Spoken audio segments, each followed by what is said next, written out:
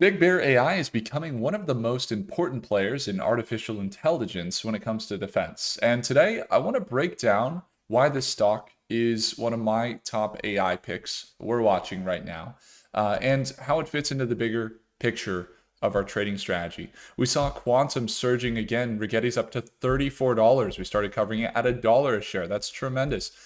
The AI company, though, over here in defense. But I can tell you firsthand after seeing them in the airports and probably seeing them next week at LAX, the data is the foundation of everything. They're at the airports, they're deploying. And every single day that we see data scale and more models get implemented, BigBear AI is going to be tied directly to that space. This stock is partnered with Palantir, and it's why we've been trading them. We just traded them this week. We caught this recent 10% move here. Now, the key to this company is that it's built on infrastructure that flows in the AI sector but is related to defense. So with the government shutdown, we do notice that they're a direct beneficiary of the big beautiful bill, but that we could see some slowdown potential. So we're going to get into it. Now, if you want to see exactly what it's like to trade stocks like BigBear, we are doing something that you want to register for probably later today. It's the launch of the machine. It's the first link in the description. It's free to attend. We get analysis on stocks and how the machine works here. We're going to go over these projections, the biggest advantages of using AI right now, and you can search with different models, whether it's OpenAI, Grok, or Claude. We're going to do a full breakdown of the system and show you how it works. Again, first link in the description. Would love to see you there today. You can register there to be there at 4:30 Pacific Standard Time. It's loading up the analysis right now in BigBear. So one thing that you can see here with BigBear is this recent push above $7. So we were able to catch a trade yesterday or the day before from about $6.39. And then we ended up selling here at about $6.90, $6.85. So we sold right around here, okay, and we were able to catch a pretty good swing of about 9%. But this stock is getting momentum for a few reasons. We see the CEO was previously in the U.S. Department of Homeland Security and the Commissioner of U.S. Customs and Border Protection. The intelligence solutions that they're offering right now are related to the defense market. And if we look at what they've recently announced this past week and a half, they got another domain awareness U.S. Navy agreement there. They have the BigBear AI accelerating U.S. arrivals in Nashville International Airport. So they have their technological advancements that they're providing for TSA.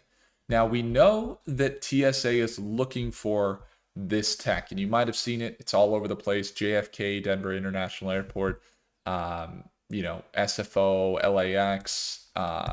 You see them everywhere.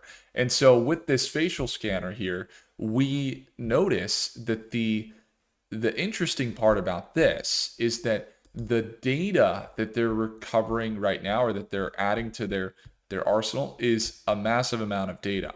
And so aside from that, TSA is looking for these solutions. So they have partners with a lot of the airlines, a lot of the airports, and TSA, but you could also see ARCAs here. They're working with like companies like Redwire that have satellite or space services, and they're able to track what's going down here on Earth.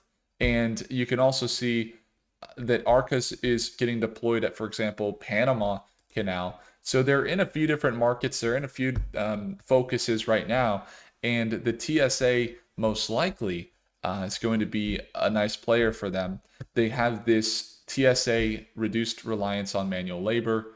It's a request for information, AI-driven threat detection, improved passenger satisfaction, biometric ID verification tools, all those things that the company currently does. Now, as we see them recover, they have had a run from $4.65. There's quite a lot of lines here, so it might look a little crazy here. But if we go back a year, we started covering them around $1. We've seen them build this market cap up here above $2 billion. They, at one point, were up to $10 a share in February. sold down to 2 by April, and now they've been testing this $8.75 range up here, which is a market, or which is a level that they're definitely looking to break past. We see them start to get some momentum. Now, the big idea here is that government shutdowns are going to impact the defense markets, but maybe not as much as you would think. We were just pulling up some data, as I mentioned earlier here, with some projections. Looks like next projection, according to Claude, is a pullback on Big Bear potentially here of about 1.6% is where it's saying over the next 4 hours. And we'll see how that plays out today, as they're up about 3.5% today. But we have this new data that we've surfaced over in the machine, this Mercatus AI app, and we can see that the history here is that all of the government shutdowns, this is a government shutdown analysis, and looking at all of the different historical returns during government shutdowns, which is what we're in right now. And we can look at the analysis of the market impact. And generally speaking, high impact on defense because contracts may be delayed. But short-term volatility is very low, a lot of times just 1-2% on the S&P. But actually, the medium-term impact on the market is actually, on average, we've seen a 12.7% increase in the markets when we've had government shutdowns. So while we see this government shutdown, we're looking at a gain potential here in the market, potentially here in about 15% over the next 3 months. And it's interesting, right? Because government shutdowns, a lot of times you'd get really nervous. This seems risky, like the time that you wouldn't want to invest. But historically, we've actually seen some of the best stretches of returns throughout government shutdowns. So that's just something to consider that you should probably look at.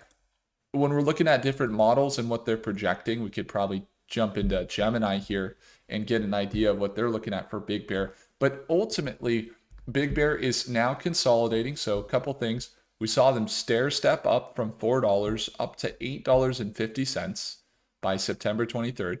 They were selling down, found that support at about $6 a share. Bounced up. We were able to trade this earlier this week. And it's been great because now they not only pushed up above that $7 range, they validated that near-term support. Okay, so that previous resistance at $7. They sold down to it here just this morning at market open, and then they recovered back up to about $7.30 here. That's the next level of resistance that they could face here, potentially selling back down into that $7 range, or if they can break out above it here, we're looking for a continuation. So something like this, I think next level is around 750, which sounds about right. I think back in the past, we've seen 750. 750 right here has been a level that they've definitely gotten rejected at before. So we want to watch that level, and we want to make sure too, one thing to consider, most retail investors were shook out after their last earnings. They all sold. They didn't like it. They all sold. Now, big investors, BlackRock, State Street, Charles Schwab, Morgan Stanley, JPMorgan Chase, they bought more. And we saw institutional buying actually increased over the last few months. So they actually bought more. Institutions doubled down. And if anything, we like to see shakeouts sometimes. And again, I was down $10,000, $15,000 at that point. Like, I totally get it. I have long-term positions though, around $2.80. So I'm good. But we do have those shorter-term plays that we do. And when you see that type of move, it means the people that are uncertain, the people that are shaky, the people that don't want to hold on to the stock, like with any stock, when you see a shakeout like that, it actually is good for the long-term investors to create a more solid foundation. And so we saw this pullback recently from $8.50. Probably good that it didn't just continue rocketing straight up. Probably good, because every time we've seen big corrections over the last year, people always say, oh my gosh, what a correction. We say, well, let's see if it holds above the 200-day moving average. Oh, it holds. Oh, it shot up. Oh, what a correction. Well, let's see if it holds above the 200-day moving average. It holds. So you see this consistent growth. It's not like we've seen this pump and dump where it's gone up and sold off. And the reason why we haven't seen that pump and dump, do you know why? It's because it's fit the market criteria. It's not only had the right markets and the revenue has held okay, and then their net income dropped negative, but their cash increased. So they're okay on the financials. They're doing all right. But then you say, okay, aside from that, what is the reason why they're holding steady? It's the market deliverability. The value to the marketplace is actually real. We could go to the airport. I'm going there this next week. We're flying to LAX for an event, and then we're going to Buenos Aires, Argentina. I'm going to share with you guys those facial scanners that they're there and that they are scanning our face. We've seen them firsthand. So we just went to a quantum conference earlier or last month, and we saw them in not just LAX, but we saw them in Denver as well. So the real world usage is really why they're able to hold their market cap and keep confidence. And now that they're at this $7.22 range, we're looking at this resistance here. We'll see if they can hold. Again, this support at $7 would be the next level to sell down to. So again, according to the analysis, we could look at Grok, for example, and the government shutdown. It's great. You know that we're actually considering some of this information now, and we're integrating it into the models. In this case, we're using Grok, okay? And according to our projections, as you can see, kind of what we just talked about, it does have some resistance levels it's going to face here at that $7.50 range, $7.40 range. That's what we were just kind of talking about right here, the $7.30, 40 cent range right here. You're going to see that level act as a resistance here potentially. And so according to our projections from the AI, with all that data considered, the next day we're looking at maybe a negative 2% down. Let's take a look though over the next week. Okay, it's saying about 1% down. It's maybe holding above that $7 range, but holding between $7, $7.50. Let's see though, over the next month, we're looking at a positive projection here of about 3.5%. Then over the next 3 months, about 7.2%. Okay, and then we're seeing next 6 months, 12 to 15%.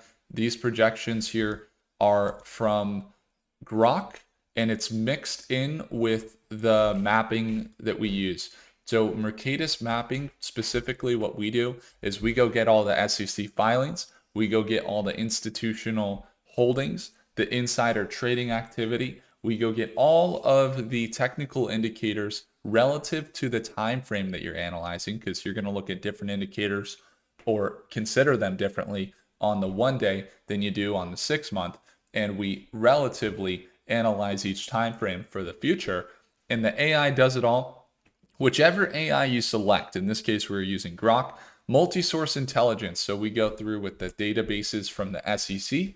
I've even had to do some things there that I'm working on that require affidavits to further build our relationship there with the SEC.